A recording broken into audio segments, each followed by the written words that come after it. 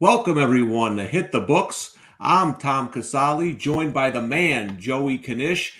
Knish, it is week 7 in college football already. Week 7. Boy, we're almost through the season. How you doing? How's the games looking this week? Well, I tell you, the games are, looking fine. These head-to-heads we got going on looking too fine. It's Friday, so I told, Zach, I'm about done with the show here if I keep losing these head-to-heads. So, yeah, no, I'm not doing as good as you, unfortunately. Yeah, so a quick story, Knish. When I was a kid growing up, there was this group called the Village People, right? Now, if you're younger, you've all heard one of their songs called YMCA. Everybody knows that song. What people don't realize, Knish, is that group had a second hit. It was a song called In the Navy. In the Navy, you can sail the 7 seas in the Navy. And it just so happens that I was walking around the house last Saturday singing that song because I took the Naval Academy. You told me I was crazy. Blowout city. And the question, Knish, I think on everyone's mind is, you've gone against me twice. Notre Dame, North Carolina, Navy, Tulsa. Are we going to have any competition here? I mean, these are blowouts start to finish.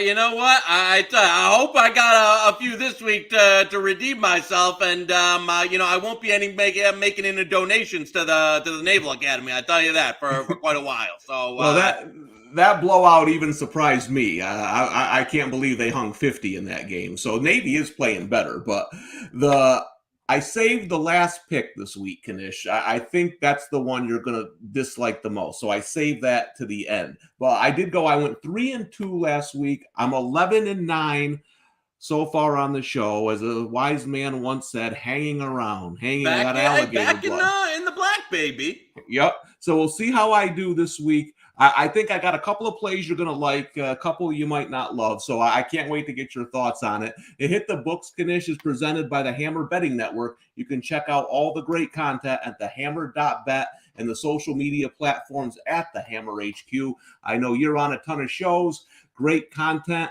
I hope people are enjoying this show. So we're going to get right into the picks here, Knish. Now, this one, I got a pretty good hunch you're going to like. This is my favorite play of the season so far. If I had one of those of the season so far, right now, if I had one of those old 1-900 numbers, I'd be charging $100 a call for this one. This is how much I like it. I took Utah -2.5 over USC. Now, I know that number's gone up a little bit. I love this spot for the Utes. They run the football. USC has not seen a rush offense like this. They're a little light up front. They struggle to stop the run. 2 games on the road. Stanford stinks. They struggled at Oregon State. Utah, similar type of athletic front 7 that gave Caleb Williams problems. I love that Utah got beat last week by UCLA. Coming back here, emotional game. They got the special helmets painted for their players that passed away. I say Utah wins big here. What do you think? I'm a little conflicted on this one. Really? At 3.5. You know what? At 3.5, I was actually probably just from a numbers point. Somewhat of a USC lean. I agree. I think Utah. There are some they're a different team at home. Obviously, they're actually one of those teams that I think has legitimate home field advantage. Where when the crowd is going, USC definitely a bit soft, even though the defense is been playing a bit better as the season's gone on. Obviously, it's still not a great defense by any means. When I look at these two teams, though, I guess Utah's been, I think, somewhat underwhelming in their full body of work from what they were expected to be and what I thought they could be going into this season.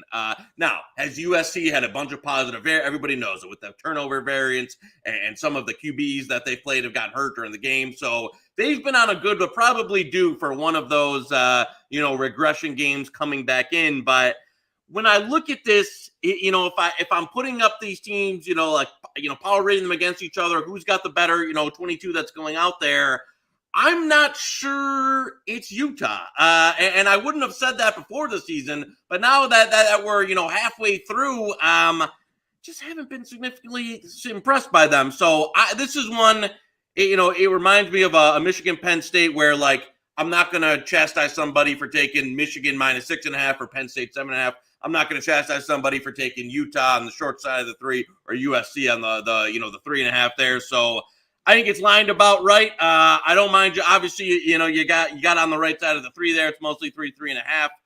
I don't have, if I had a lean, just numbers play would be a 3.5 with the USC, but I don't have a strong conviction either way in this one. So there is some element of me that thinks, Utah can get right here, but for the most part, it would be a pass for me, and I'll be rooting for you, on the ticket there with the 2.5.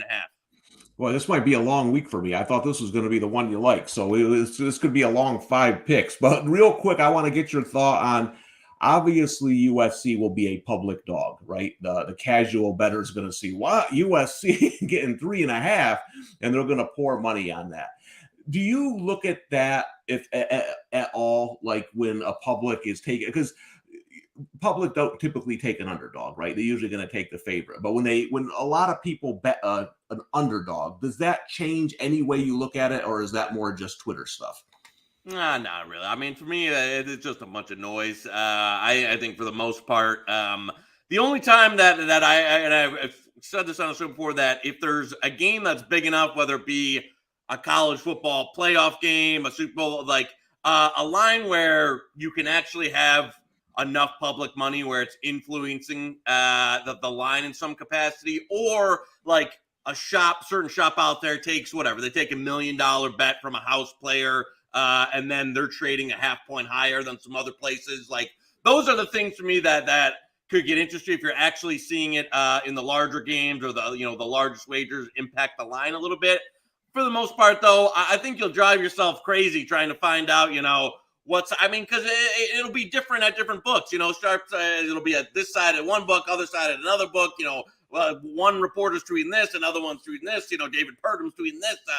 Another one of the other guys is tweeting that. So for the most part, I don't get too caught up in that. I think there's more efficient ways to use your time when you're looking at the board. But in some rare instances, I think it can have an effect. But this isn't one of them for me. Okay. So my next pick is a team I'm trying to hop on at the right time. So I'm going to be very interested. SMU? I want not SMU, no. I'm going to be interested in your thoughts here, because the numbers kind of been all over the place since I took it. I'm laying 14 with the Texas Longhorns, and here's why.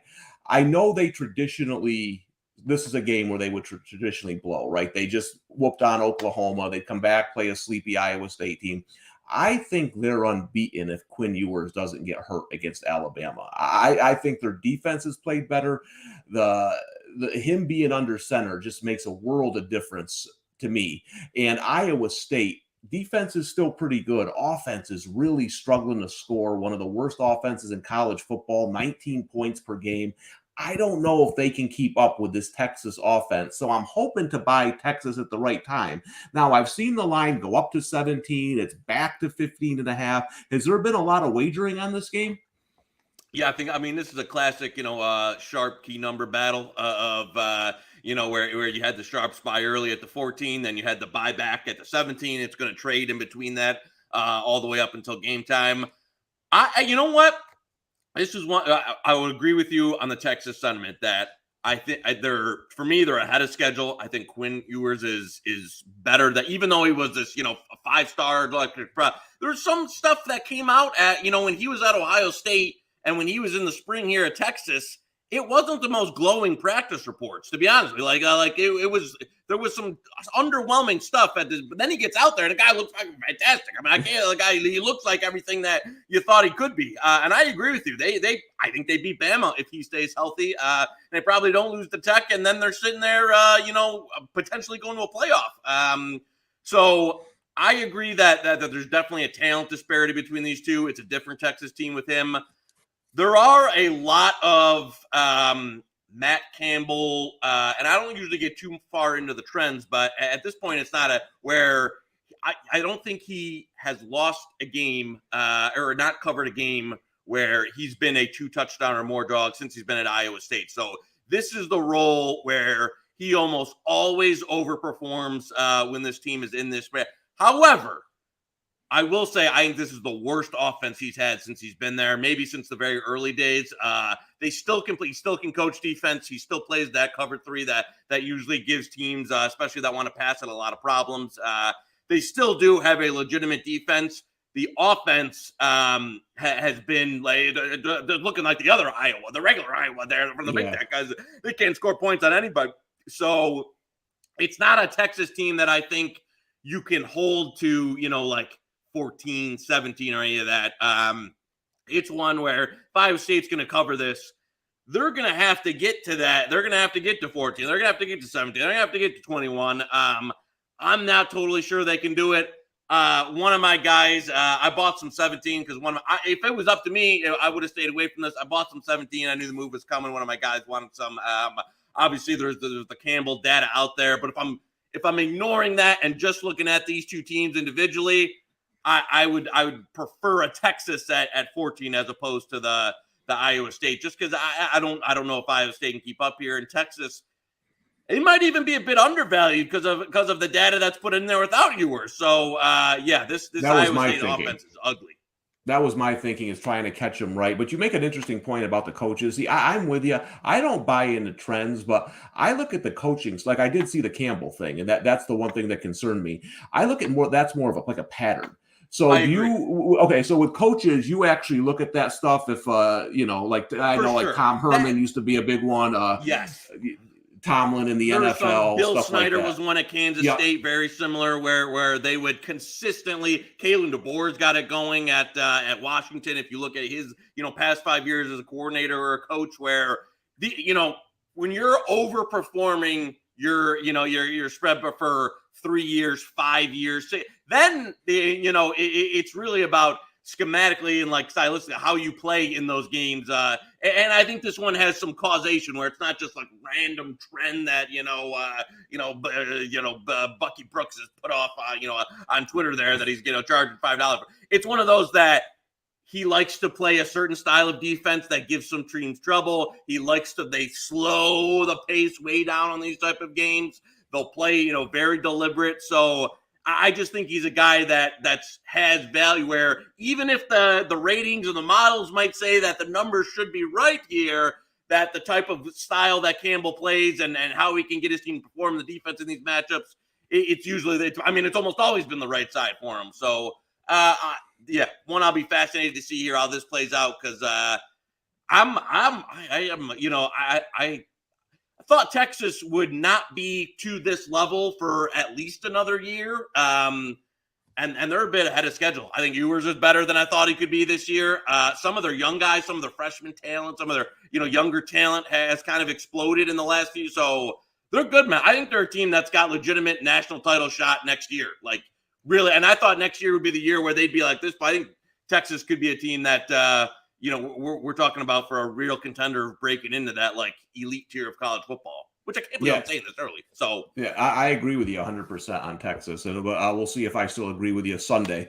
They lose out when it's 6-3 late fourth quarter. Maybe we'll take that back. So now you don't know my picks before the show, so you kind of tipped your hand on this one earlier that you're not going to kill me on it. I'm going against your Michigan Wolverines at 7.5 with Penn State. Now I will say this: In the history of my life, when a line comes out and I go, because I wasn't expecting it, I'm probably hitting around 9%, because then the game goes on and I'm down 28-3 in the first quarter. I'm surprised this number opened so high. I don't know. Maybe there's too much love for Michigan. Maybe I'm a little too high on Penn State. This just feels like a physical, tight, close, turnovers decide it kind of game to me. So when I saw the over the touchdown, I jumped on the Nittany Lions, even though I've won like 3 Michigan sporting events in 35 years. No, I hear you. I did the same as well. Obviously not a super large position or anything. I thought the touchdown half was high. I do know some guys, sharp buyback that took the 6.5 when it got down there. One, it's kind of painted 7 everywhere, probably. Where it should be. I guess I would agree with you that even if if these two teams were playing and none of the other factors were in place, Penn State's off a bye in a good spot here. Michigan's played I think their 7th game in a row, even though it's been cupcake city for their schedule wise. I probably wouldn't have left it alone. I can see that from a number or a power rating point that even Michigan maybe should be a little bit bigger of a favorite, but I agree with you that. And you saw total actually took some understeam today. Now it's high 40s. So I just liked getting the extra touchdown. I think Michigan has not been tested by anybody so far. Absolutely not. Even the one decent team they played, Maryland, they were in a real game in that one until late on. They've also got a couple of injuries. Their right tackle is going to be out. Their starting tight end, Eric All, was All-American level. I think he's out for the year. Their third wide receiver, Roman Wilson, who J.J. McCarthy really liked, is questionable. They haven't had their best linebacker all season. So I think coupled with Penn State the one issue I have is Franklin has not had great. This is a definite coaching mismatch between, the coordinators and the staffs here, but I agree. I think it should be a little bit more of a grinder. A little bit. It's getting a little chilly here in the great, the great Midwest Michigan. So for me, I like getting the 7 and a hook there. Not going to be too bullish. I think you'll see it trade 7.5, 6.5 all week, and now pretty much painted 7, probably where it should be. One that I can't. I'm excited to watch. I'm not super bullish on a side here for betting it, but I like that the 7.5 better than the 6.5 of Michigan.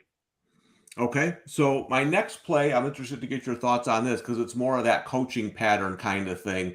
And I honestly have no idea where you're going to go here. I took LSU +3 against Florida. Brian Kelly in his career has been good against the spread after a loss. I think he does a good job of preparing his teams after they lay an egg like they did against Tennessee. I had Tennessee last week. I just thought Tennessee's miles better than LSU, to be honest with you. I don't really think that was close.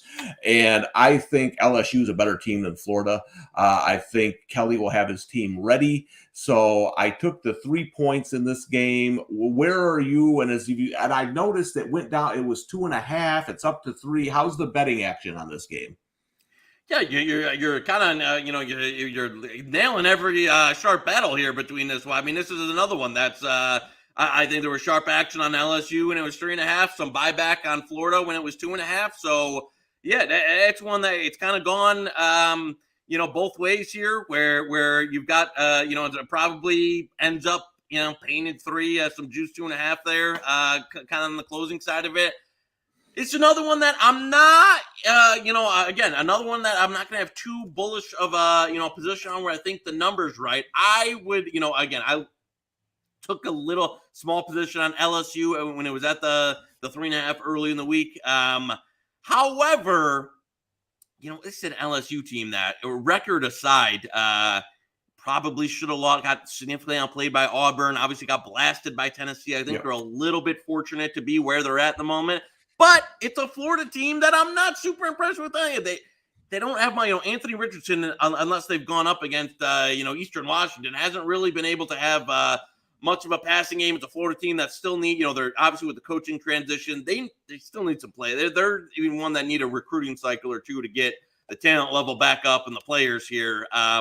Where again, it's what we talked about earlier when you're looking like player to player, team to comparing these two. Like if I'm comparing like when it was USC and Utah, if I'm comparing these two teams, I think you can argue that LSU's got the better roster of the guys that are going to go out there and actually play in this game, more NFL talent than that. So I'm not in love with, with either side of it. I don't blame you for taking a gun to my head. If, if you find a stale 3 out there or 3 pops, it would be a game. I'm just taking the field goal here. I don't think there's much between these teams. You can argue that even LSU's a bit better. And one that, hey, in this type of scenario, another game that's probably going to be a grinder, low total, would take the points. Yeah, and I mean, Kelly needs to go out and get a quarterback. I don't like their quarterback at all. He hasn't gotten one yet. But I do think Florida got kind of run over by Utah earlier in the year. I think they can run the football in this game. So I'm going to go with the better team getting the 3 points in this one. But you mentioned that I was on the sharp. I can guarantee you one thing. I am not on the sharp side here with my last pick. This is Joe Public City, baby. I mean, here we go. Finally, I need to get back in the game. This might be, in my opinion, you can tell me if I'm wrong, one of the biggest sharp plays of the year I'm going up against. I got the Clemson Tigers minus 3.5 points against Florida State. This thing opened, what, 6.5? I mean, it was up there, man. Money came pouring in on Florida State. I get it. It's Clemson's third straight tough game. They're on the road. A couple things here I think that favor Clemson. One, the line went down to 3.5. Now I think the value goes with the favorite and not the underdog. I think DJU has played better in those last couple games. It's really helped them. The offensive line's playing better. And I do think Clemson's defense is a touch overrated. People talk about it like it's the 85 Bears. But the one thing they do is stop the run. And I think if Florida State can't run the ball and they have to throw against this Clemson defense, they're going to be in trouble. But I know I'm on the public side here, Knish. What are your thoughts on this game? Well, unfortunately, I was hoping we were going to have a head-to-head here. I can't argue with you. I actually, I was able to catch the bottom there on some 3. I still think 3.5 was fine. There's some straggling 4s out there that actually took some steam today. We're now at 4.5, 5 mostly. Couple 4 still out there, but I thought the steam in this one got crazy. I mean, some of the look aheads on this were like 10.5. Some openers were 7.5, and that it seemed all the way down. I'm just not. I'm not a huge fan of this Florida State team. To be quite honest with you, I think there's a significant talent disadvantage here. I think Clemson defensive line, yeah, they've got some holes in the secondary, no doubt. I agree with you. It's kind of a defense in 2 parts where they've had some guys in the secondary that have really had a hard time, especially against Wake Forest teams that can kind of throw a game. If Johnny Wilson's got his head on right, he can probably eat here, for a big game where. So they've got some young cornerbacks that have struggled, but their D-line, I mean, the best unit in this game, bar none, is Clemson's defensive line. And that's kind of how they've made their meal ticket. Also, the Clemson offense sneakily, DJ, after some, some really questionable games early, has finally started to put it together. Not a dynamic offense, not a great offense, but he's finally started to play well on a consistent basis. He's never going to be, Cam Newton, Lamar Jackson, one of those guys, but I think he has started to put some consistent games together.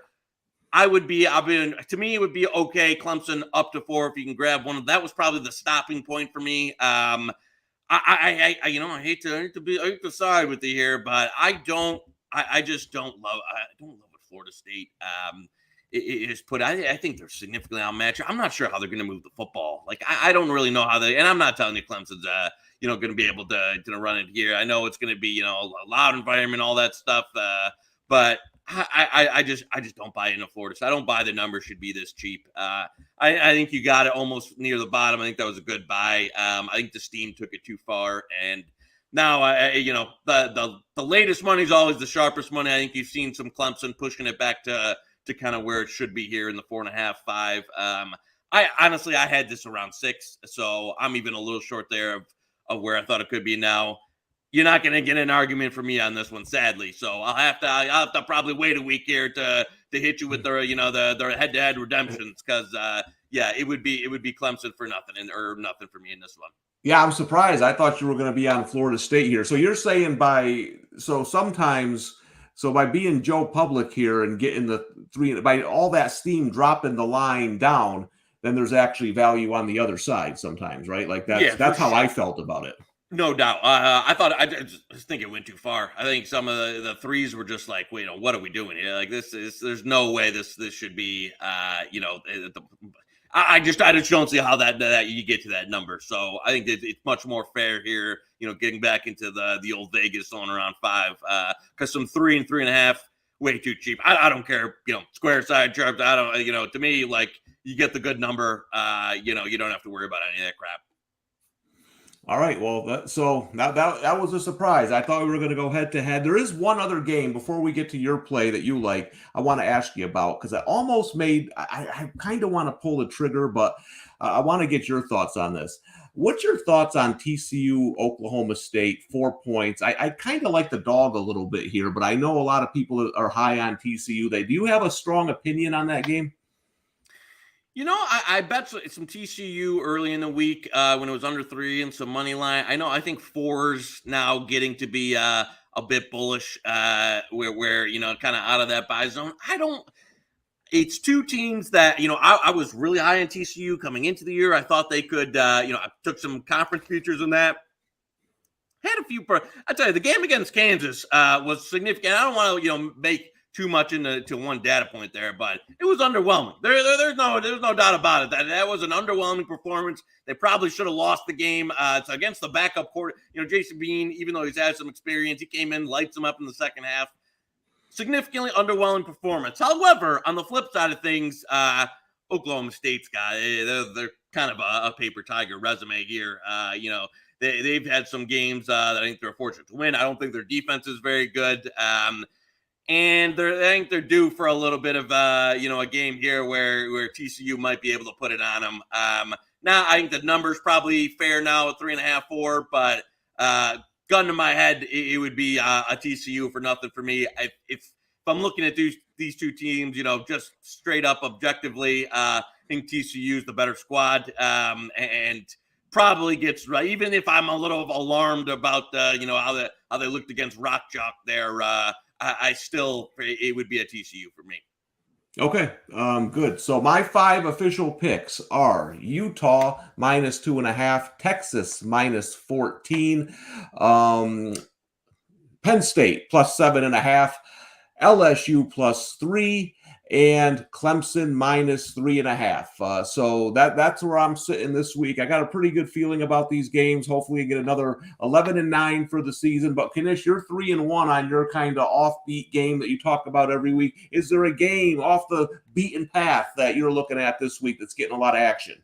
Yeah, my chirps let me down. I blew the extra game record. Chirps let me down. Of course, they get the 2, and then it's some garbage, down the field penalty or whatever they got there going on there to ruin it and give us a shot to cover an OT.